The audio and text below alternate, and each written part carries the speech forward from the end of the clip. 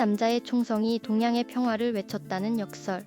이토 히로부미를 향한 안중근 의사의 총성 속에 과연 어떤 메시지가 숨겨져 있었을까요? 단순히 개인적인 복수심이나 끓어오르는 민족적 분노만으로 벌어진 일이었을까요? 우리는 오늘 그 숭고한 행위 뒤에 감춰진 시대를 초월한 평화의 가치, 그리고 그 진정한 의미를 찾아 떠나보려 합니다. 안중근 의사의 하얼빈 의거는 그저 과거의 비극적인 사건이 아니라 오늘날 우리에게도 여전히 유효한 보편적 평화의 가치를 전하는 중요한 유산이니까요. 그의 이야기는 단순한 영웅담을 넘어 평화란 무엇인지, 그리고 그 평화를 위해 우리는 무엇을 해야 하는지 깊이 생각하게 하는 물음표를 던져줄 것입니다. 19세기 말 한반도를 둘러싼 국제 정세는 그야말로 예측 불허의 경랑 그 자체였습니다. 고요했던 아침의 나라 조선은 서양 문물이 물밀듯이 밀려오고 동시에 제국주의 열강들의 탐욕스러운 시선이 교차하는 혼돈의 시대를 맞이하고 있었죠. 거리 풍경만 봐도 알 수 있었습니다. 갓 들어온 전차 옆으로 상투를 튼 사람들이 오가고 서양식 건물과 기와집이 어색하게 어우러진 모습은 마치 서로 다른 두 개의 시간이 한 공간에 공존하는 듯했죠. 하지만 이 혼돈 속에는 단순히 변화의 물결만이 있었던 것은 아닙니다. 강대국의 그림자가 짙게 드리워지며 특히 일본 제국의 야욕은 조선의 숨통을 조여오는 거대한 위협으로 다가오고 있었습니다. 바로 이런 격동의 시기에 한 청년이 조국의 운명을 온몸으로 끌어안고 있었습니다. 그는 바로 안중근이었죠. 황해도에서 태어나 개화기 신학문을 접하며 새로운 세상에 눈을 떠지만 그의 눈앞에 펼쳐진 현실은 희망보다는 절망에 가까웠습니다. 조선의 국권은 점차 위협받고 있었고 백성들은 불안과 고통 속에 신음하고 있었으니까요. 특히 1905년 일본이 강제로 을사늑약을 체결했다는 소식이 전해지자 온 나라는 충격과 분노에 휩싸였습니다. 거리에서는 통곡 소리가 끊이지 않았고 백성들의 얼굴에는 깊은 절망감이 드리워져 있었습니다. 이는 단순한 조약 체결이 아니었습니다. 나라의 주권을 송두리째 빼앗기는 참담한 비극이자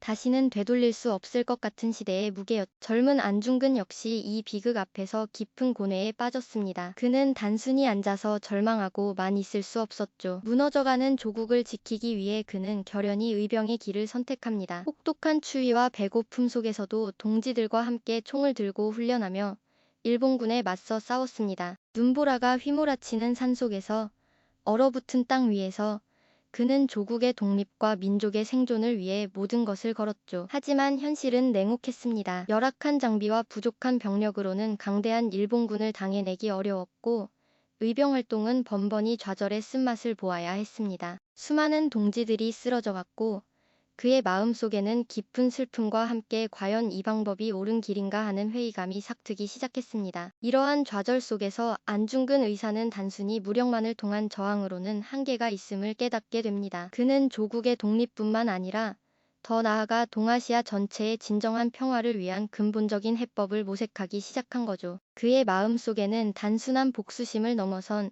더욱 크고 숭고한 이상이 자리 잡기 시작했습니다. 혼란스러운 시대를 살아가던 청년 안중근은 이제 자신의 행동이 어떤 의미를 지녀야 할지, 그리고 진정한 평화는 어떻게 이루어질 수 있는지 깊이 고뇌하며 새로운 길을 찾으려 합니다. 그의 시선은 이제 만주벌판을 넘어 동양 전체의 미래를 향하고 있었죠. 과연 그는 어떤 결단을 내리게 될까요? 우리는 다음 이야기에서 그 결연한 발걸음을 따라가 보겠습니다. 이전 회차에서 우리는 안중근 의사가 의병 활동의 한계를 절감하고 이제는 단순한 무력 저항을 넘어 동아시아 전체의 평화를 고민하기 시작했음을 나누죠. 그는 고통스러운 시대를 바꾸기 위해 조국의 독립뿐 아니라 모두가 평화롭게 공존할 수 있는 길을 모색했습니다. 그렇게 안중근 의사는 압록강을 건너 만주와 연해주 블라디보스토크 등 지로 망명길에 오릅니다. 그곳에서 그는 뜻을 같이 하는 동지들을 만났습니다. 이역만리 타국에서 그들은 밤낮 없이 모여 앉아 풍전등화 같은 조국의 운명과 미래를 논했죠. 무너져가는 나라를 어떻게 일으켜 세울지, 제국주의의 광풍 속에서 진정한 평화는 어떻게 찾아낼지 그들의 고민은 깊어만 갔습니다. 냉철한 분석 끝에 비극의 근원이 명확해졌습니다. 바로 일본의 침략 야욕, 그리고 그 선봉에 서 있던 이토 히로부미였습니다. 이토는 조선을 식민지로 만드는 데 핵심 역할을 했고 동아시아 평화를 깨뜨리는 주범이었죠. 그는 대한제국의 외교권을 박탈한 을사늑약의 원흉이자 초대 통감으로서 국권을 유린하고 백성들을 고통으로 몰아넣은 장본인이었습니다. 안중근 의사는 이토 히로부미를 처단하는 것이 개인적인 복수나 민족적 울분을 넘어 동아시아 평화를 위한 거대한 희생이자 정의로운 행동이라고 확신했습니다. 그의 마음속에는 이제 단순한 분노가 아닌 더 큰 대의를 위한 결연한 의지가 자리 잡은 것이죠. 이러한 결심은 자신의 목숨을 걸어야 하는 중 대한 결정이었습니다. 1909년 3월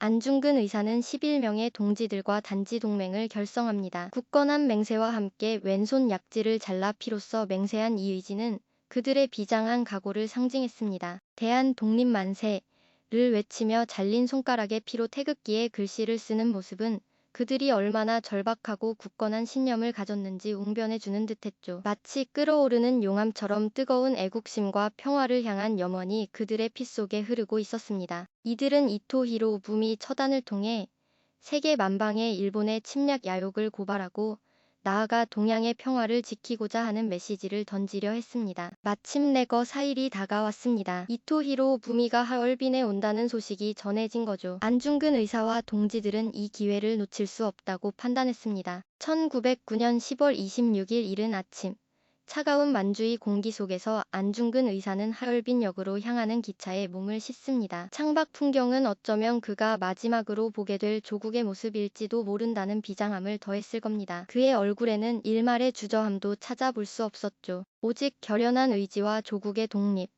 그리고 동양 평화라는 숭고한 대의를 향한 뜨거운 열망만이 가득했습니다. 옆자리에 앉은 동지들 역시 같은 마음이었을 겁니다. 그들은 이제 돌이킬 수 없는 길을 가고 있었습니다. 역사의 한 페이지를 새롭게 쓸, 그러나 너무나도 위험하고 고독한 여정의 시작이었죠. 이제 하얼빈역 플랫폼에 운명의 시간이 다가오고 있습니다. 차가운 만주 공기를 가르며 하얼빈역 플랫폼에 도착한 기차는 이제 역사의 한순간을 맞이할 준비를 하고 있었죠. 수많은 인파가 운집한 가운데 마침내 이토 히로부미를 태운 특별 열차가 서서히 플랫폼으로 미끄러져 들어오기 시작했습니다. 의기양양한 표정으로 열차에서 내리는 이토의 모습은 당시 조선 민족이 겪던 고통을 상징하는 듯했죠. 그 순간 역사적 암흑기를 끝내기 위한 한 줄기 빛처럼 안중근 의사의 심장은 격렬하게 요동쳤을 겁니다. 그는 품속에 숨겨둔 브라우닝 권총을 꺼내 들었습니다. 망설임 없는 결연한 눈빛으로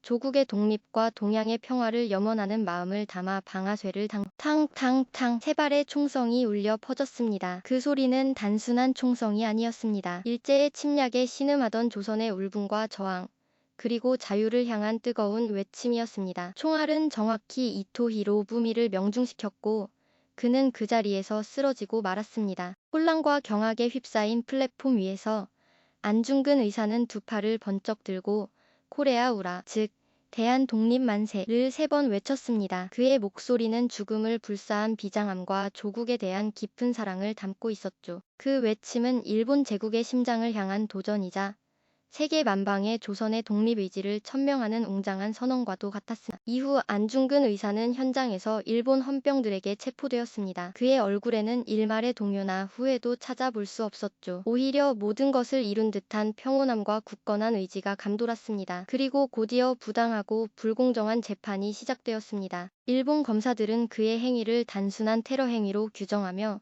그를 흉악한 살인범으로 몰아세우려 했습니다. 하지만 안중근 의사는 법정에서도 당당하고 의연한 태도를 잃지 않았습니다. 그는 자신의 행위가 결코 개인적인 원한이나 무분별한 폭력이 아니었음을 역설했습니다. 그는 이토 히로부미가 조선의 주권을 강탈하고 동양의 평화를 위협한 죄인이었음을 조목조목 지적했죠. 을사늑약의 강제 체결, 고종 황제의 폐위, 무고한 조선인 학살 등 이토가 저지른 15가지 죄목을 낱낱이 열거하며 자신의 거사가 정당한 응징이자 전쟁 행위였음을 명확히 밝혔습니다. 일본 검사들의 끈질긴 신문과 회유에도 불구하고 안중근 의사는 한치의 흔들림 없이 자신의 신념을 굽히지 않았습니다. 오히려 그는 자신의 행동이 진정한 동양 평화를 위한 대의에서 비롯되었음을 강조했습니다. 안중근 의사가 꿈꾼 동양 평화는 일본의 지배가 아니라 한국과 중국, 일본 세 나라가 서로 존중하고 협력하여 서구 열강의 침략에 공동으로 맞서는 것이었습니다. 그는 재판 과정 내내 이 숭고한 사상을 굽힘없이 펼쳐 보였죠. 법정은 그를 단죄하려는 장소였지만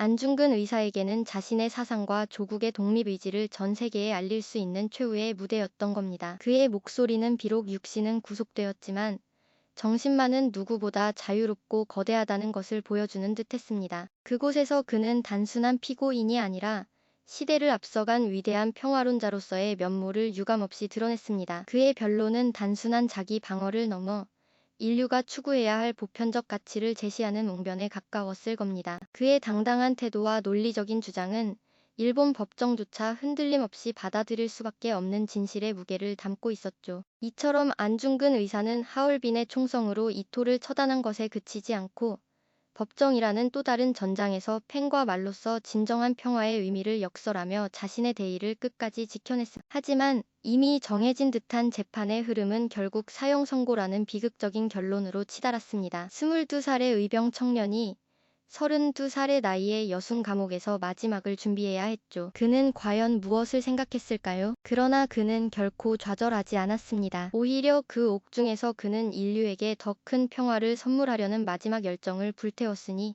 바로 동양평화론 지필에 몰두한 것입니다. 그가 꿈꿨던 평화는 단순히 침략자를 물리치는 것을 넘어 한국과 중국, 일본 세 나라가 서로 존중하며 함께 번영하는 미래를 그리는 거대한 그림이었죠. 서로의 문화를 인정하고 경제적으로 협력하며 나아가 공동의 군대를 창설해 서구 열강의 침략에 맞서자는 담대한 비전이었습니다. 이는 오늘날 국제연합이나 지역 공동체의 이상과도 맞닿아 있는 시대를 초월한 참으로 놀라운 사상이 아닐까요? 감옥에서의 시간은 그의 육체를 쇠약하게 만들었지만 정신만은 더욱 강렬하게 타올랐습니다. 어쩌면 그에게 가장 큰 위안이자 흔들림 없는 힘이 되어준 것은 바로 어머니 조마리아 여사가 보낸 편지였을 겁니다. 네가 항소를 한다면 그것은 일제의 목숨 구걸이다. 나라를 위해 떳떳하게 죽는 것이 어미에 대한 효도다. 어머니의 이 한마디는 안중근 의사의 마음속에 깊이 박혀 죽음 앞에서도 흔들림 없는 의연함을 지키게 하는 단단한 뿌리가 되었을 겁니다. 어머니의 숭고한 정신은 아들의 마지막 길을 밝히는 등 불과도 같았죠. 그는 어떠한 미련도 없이 오직 자신이 남길 평화의 메시지에만 온전히 집중했습니다. 그리고 1910년 3월 26일 여순 감옥에서 안중근 의사는 마침내 순국했습니다. 그의 나이 32살. 그는 당당하고 의연한 모습으로 형장으로 향했고 마지막 순간까지도 흐트러짐 없는 모습으로 자신의 대의를 세상에 증명했죠. 그의 유언처럼 그의 유해는 조국이 독립하는 날 고국 땅에 묻히기를 간절히 바랐지만 안타깝게도 100년이 넘는 세월이 흘렀음에도 그의 유해는 아직까지도 찾지 못하고 있습니다. 하얼빈역 주변을 아무리 찾아봐도 그의 마지막 흔적은 어디에도 남아있지 않은 듯 쓸쓸한 풍경만이 펼쳐져 있습니다. 그의 육신은 비록 사라졌지만 그가 남긴 동양 평화론의 정신은 시대를 넘어 우리에게 깊은 울림을 주고 있습니다. 안중근 의사의 삶과 죽음은 우리에게 진정한 평화가 무엇인지 되묻게 합니다. 평화는 단순히 전쟁이 없는 고요함이 아니라